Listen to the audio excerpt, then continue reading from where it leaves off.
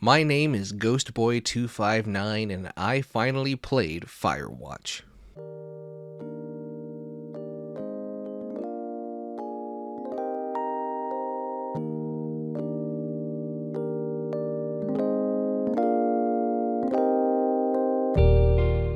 I first experienced Firewatch by watching a YouTube Let's Play the year the game came out by a creator who I will not mention due to some very disturbing things that they've been involved with since. Back then, I wasn't playing a lot of indie games, and to be truthful, I wasn't really playing a lot of games in general. I went from film school straight to work, and so I just didn't have a lot of time, and I generally just zoned out and played NHL or something like that. Most of my exposure to gaming at that time was watching it here on YouTube, and I remember finishing that video way back then and thinking to myself, man, I cannot wait to forget everything about this so that I can play it for myself one day. 10 years later, during a Steam sale, that moment finally arrived. So much has been said about Firewatch that it's the ultimate walking simulator, one of the best indie games to be made ever. Its dialogue changed what kind of character development was possible in games. The illusion of freedom is so great that you're convinced you can go anywhere at any time. And you really truly believe that every conversation you're having is going to make a big impact on your relationship, that it's going to change the ending and how things turn out, and not to mention, the game is dead drop gorgeous to look at.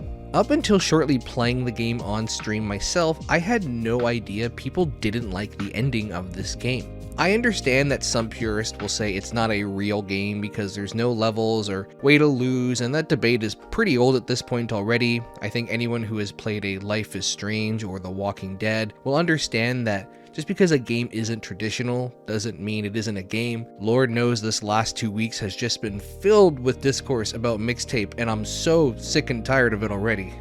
But oftentimes, I find that these games, the ones that are so controversial and also focus more on storytelling, are the ones pushing what's capable in video gaming narratives forward. But in terms of the ending, I actually completely misremembered it when I came to play it here on stream, and unlike some, I actually think it's the perfect ending. I have an experience that not many people have gone through, and so I think I understand exactly what the developers were intending, but we'll get to that later.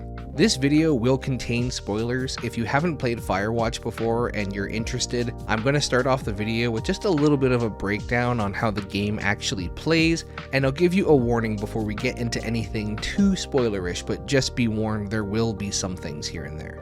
If you don't want to play the game, but perhaps you want to watch me play the game, then you can check out the VOD at youtube.com/realityescapeplays. If you want to watch me play more games live, you can follow me at twitch.tv/ghostboy259. If you want to help this channel continue to upload regularly, you can support me on Patreon or even just join our Discord to hang out with us. All the links are at realityescape.ca. And why not subscribe for weekly videos on games you've maybe never heard of, as well as revisiting some classics like Firewatch every now and then.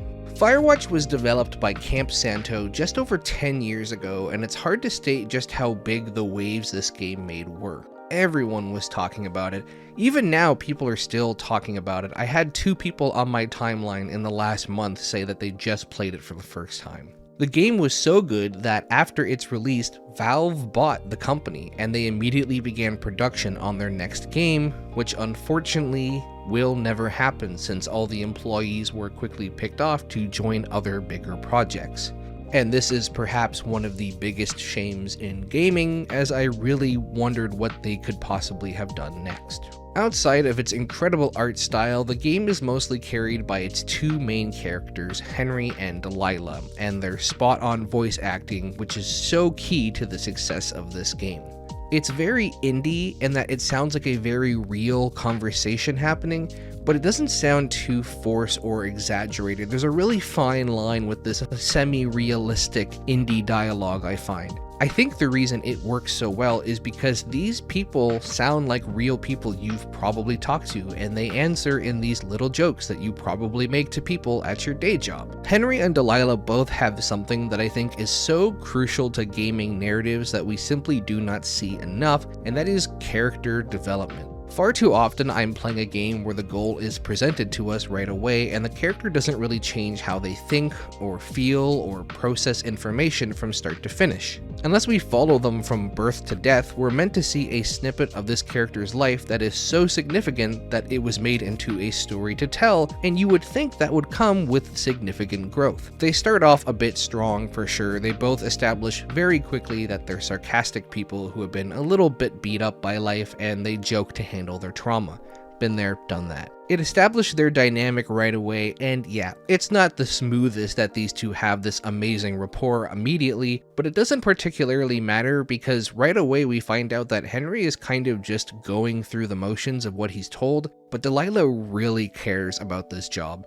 She knows the ins and outs, she's experienced in this world, and she guides Henry through everything to make sure he's taking it seriously as well. Also, I just love the fact that these protagonists are over the age of 35. I feel like games focus so much on young people nowadays. It's so nice to see middle-aged people, even on the younger side of things, be featured in game stories. I can't really get too much into their dynamic and how they change as people until we get into spoiler territory, so let's talk about the game itself. The base of the game is very simple. You're hiking around and doing whatever you're told. The game gives you this illusion of freedom, and you have a task that you get to use that freedom to do. You can technically walk any pathway you're able to get to your destination, and yes, there are things that stop you, like fences or trees you can't climb across. But there are a few moments where you can kind of wander around to get to your destination, and the game just lets you go wherever you want, and there will be things to find and little conversations to have. Unless you get lost for an extended period of time, there will be constant dialogue between Delilah and Henry. You can come across something and ask for context. Delilah will ask random questions about Henry's past, and you can decide how he feels about it. There's some little stands that have letters from previous forest inhabitants, and you can piece their story together if you so wish to do so. Mechanically, the game is so simple that if I had to recommend a game to someone who has never played a game before but wants to know what they're capable of, this is an easy slam dunk. The atmosphere of this game is fantastic. It really just has the vibes of a hike, which I really like because I have exercise-induced asthma, and so my chest hurts after 2 minutes of hiking, and I've certainly let it get the better of me since COVID. But this really does remind me of when I was a fitter man and would regularly hike with my friends. One thing I really have to give credit for in this game is music, or really lack thereof. There's quite honestly not a ton of music. They are not afraid to just let you soak in the environment and hear nothing but your footsteps. And I think that is such a bold but amazing choice. I think it would have taken away from the game if there was this really awesome soundtrack constantly playing. It could have been filled with banger after banger, but it just wouldn't have felt the same. It is such a risk, especially back in 2016 when this game came out and we still had people singing the Skyrim theme song 5 years later. I think about this thing a lot, especially in D&D games. People love good music for immersion, but in real life you don't have music playing all around you, and Firewatch is a game that is trying to be as connected to real life as possible. Yes, there are still gamey things like having unlimited climbing ropes and never needing to drink water when you're hiking for a whole day, sure, but for the most part, Firewatch is trying to give you an authentic experience, one that if you were a hiker, you could somewhat relate to. One that if you were in a very weird midlife crisis stage of your relationship, you could relate to. It wants to give you something rooted in reality that you can find your own image within the painting. Later on, as the story picks up, and this is a mild spoiler right now, so here's a quick warning just in case you're done, the game almost has some horror elements to it. It's really subtle, but you really feel it. There's a point in the game where you get hit from behind and knocked out, and it sets this precedent where you have no idea if it's going to happen again. Suddenly, these very peaceful moments of quiet, tranquil silence become horrifying as you're just waiting to hear a sound that you can't immediately identify. Especially again when you get stuck at a part where maybe Delilah isn't talking to you as much. The isolation with an occasional friend made the first half of the game what it was, and using those exact same things, the game manages to completely shift the tone in the later stages. That's about as much as I can say without diving into any more spoilers, so we're going to enter spoiler territory here so I can talk about some notable moments and why I thought the ending was perfect. So before I get into what I really want to talk about, which is the proper ending, I want to talk about the big twist that Ned is the stalker and his son is dead. I don't mind it. Honestly, outside of hearing about Ned, Delilah and Henry, who you're hearing talk the entire game, the only characters are the teenage girls, which I never gave much of a thought to, and the two hikers who leave these cute little notes to each other. If you turn off your thinking brain and just enjoy the game, try to get developed in it and not think too hard, you probably will still be a little surprised by the Ned reveal, but honestly it just makes perfect sense. I can't say much for the Brian death, mainly because that's the one thing I remember from the game 10 years ago, and I can't remember what I had for dinner 2 days ago, let alone my reaction to a 10-year-old game, when I wasn't really thinking about things critically. I will say the conspiracy around if they're really monitoring Delilah and Henry is really interesting. The correct answer is obviously that they're not. They're monitoring something else. For whatever reason, they didn't tell Delilah about it. And Ned, for, again, whatever reason, probably boredom, just really wants to mess with the two because he's been listening in anyways. I think there is a potential to have more conversation around the game, as it is pretty clear-cut what happened, and yet people still defend the notion that they actually were being spied on by the government. I almost wish they went more Shutter Island route on this one. I would have loved to see 2-hour-long videos where they debate whether or not they were really being watched by some government agency for unknown reasons. But I also can't say if that would have affected the legacy of this game or not, as it kind of turns it into something completely different and takes the conversation away from what we all want to talk about. Okay, so now about this ending that is apparently just super unpopular. Henry and Delilah are very broken people who find each other in the dark. Delilah has been doing this job for a while. She makes it clear she's never found anyone even as remotely interesting as she does Henry. Whereas Henry, as far as we know, we can only go off of the information we're given, probably doesn't have a lot of family or friends outside of his wife, who now no longer remembers who he is because he just kind of ups and leaves life for a long period of time. It reminds me of school friends. Most of us have probably experienced this at one point or another, but if you have friends you went to school with, maybe you joke around during class, you eat the occasional lunch together, and then that's kind of where it ends.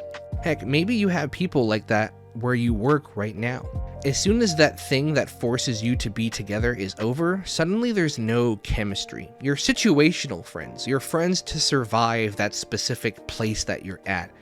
But you're not friends enough to be friends outside of that world. Granted, with online stuff now, I think it's certainly a lot easier to be friends with people like this. When I was in high school, kids were just starting to get cell phones and texting was really blowing up. Discord was not a thing, and if we did anything, it was over Skype or Steam calling. But even then, it wasn't that popular. If you wanted to hang out with someone, you did it in person, and sometimes you would hang out with someone in person and realize, wow, outside of math class, this person sucks. But Delilah has more or less been trapped with various people over this job, and while her and Henry obviously have chemistry, Henry is the best thing that's come along to her in a long time, he is just the first person to make her analyze her life, analyze her behavior in regards to her partner Javier, and she realizes she needs to make a change. Delilah ultimately opts out at the end and doesn't wait for Henry, and I think it's because she realizes that Henry is situational.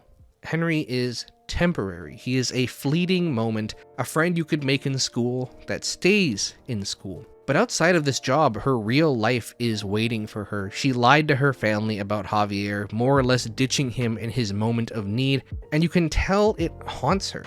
Whether or not Javier was the one for her or not, she ran away from her problems and she used this job to do so. And she also knows that Henry has unresolved things with his wife and that he hasn't fully moved on. He has run away from his problems the same way she has, and so almost like in a way to save him, she leaves him behind. It's not to say Henry and Delilah won't meet down the road, but should they meet now, they will probably never resolve things from their past. They will become each other's distractions and potentially one day each other's resentment. She knows it is best for Henry to go see Julia, but she can't tell him that because it would kind of be hypocritical of her. She has her own version of Julia back home. And technically, we really don't know if that's where she goes. She may just continue to stay a hypocrite and only tell Henry to get his affairs in order without doing that herself. It's very possible she felt like she gave too much information to Henry and feels like she now needs to protect herself, like she exposed a little bit too much of who she is, but if she runs away and never meets Henry again, well, that all goes away. And I really like the fact that Delilah leaves, and that's because we don't really know Delilah. For some context, my last relationship was exclusively long distance, and while playing Firewatch, I encountered some very real parallels to that. I saw a lot of the same signs, the same build-up, the same conversations, and like Henry and Delilah in Firewatch, my last relationship never materialized face-to-face, or back to my other analogy, it never left school. When you first get into a long-distance relationship, especially when it's someone you met online, you hear a lot of the same thing. It's a lot of, how do you know they are who they say they are? What if you're talking to a 45-year-old man that looks like Danny DeVito? Can you please stop sending them Google Play gift cards? And when you're in that moment, you have to tell them, of course I know them. I wouldn't be at this stage without knowing them. But when any relationship ends, which is effectively what Henry and Delilah are doing here, you dissect and you break it down and do an autopsy, and at least for me, I realized I never truly knew this person. Now, for the record, I know many people who have had extremely successful long-distance relationships that they've closed the gap, they've married, they've got kids, and I also know others that have ended in pure chaos with flames and destruction shortly after they met. I'm not saying they don't work. I think it really just depends on what kind of person you are. But Delilah tells us she's never really conversed with another Firewatch lookout as much as Henry. He matches her sarcasm, they're both beaten down by love and life, and so that leads her to be vulnerable with him.